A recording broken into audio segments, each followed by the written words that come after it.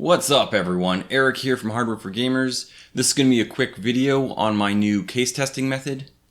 Or I guess that's my new case testing method. Yeah, things happened.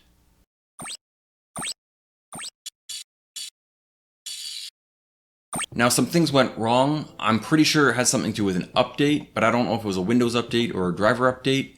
And because of that, I'm going to be updating my testing method, starting with taking it offline.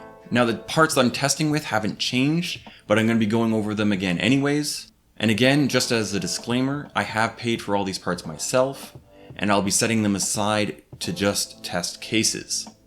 The motherboard I'll be using is the AsRock B450M Pro 4.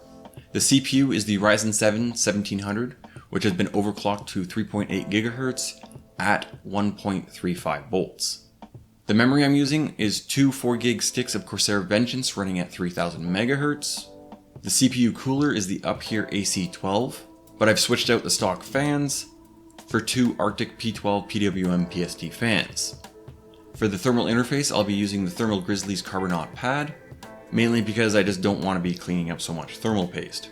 The GPU is the MSI RX 580 Armored X.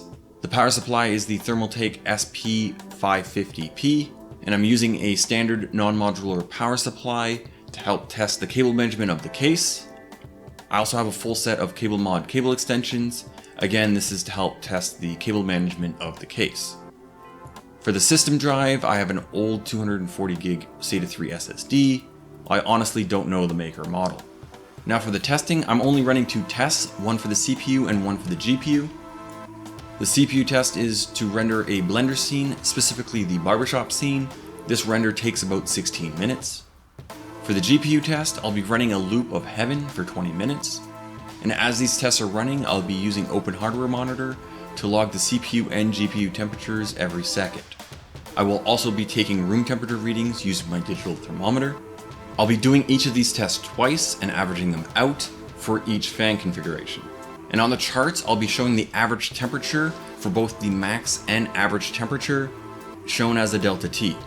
For the number of fan configurations I run will change depending on the case, but I'll always start with the case's stock configuration and add fans as needed.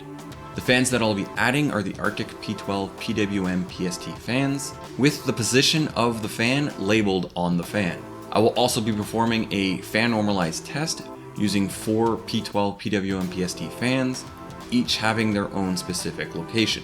Now I was able to retest both the Cooler Master NR400 and the Fractal Design Focus G using my new testing. And I'll be adding cases to this list on an ongoing basis. Now if there are any cases you'd like me to review, just leave them in the comments. Well, I think that's all I have to say. If you do have any questions, please ask. And as always, thank you for watching.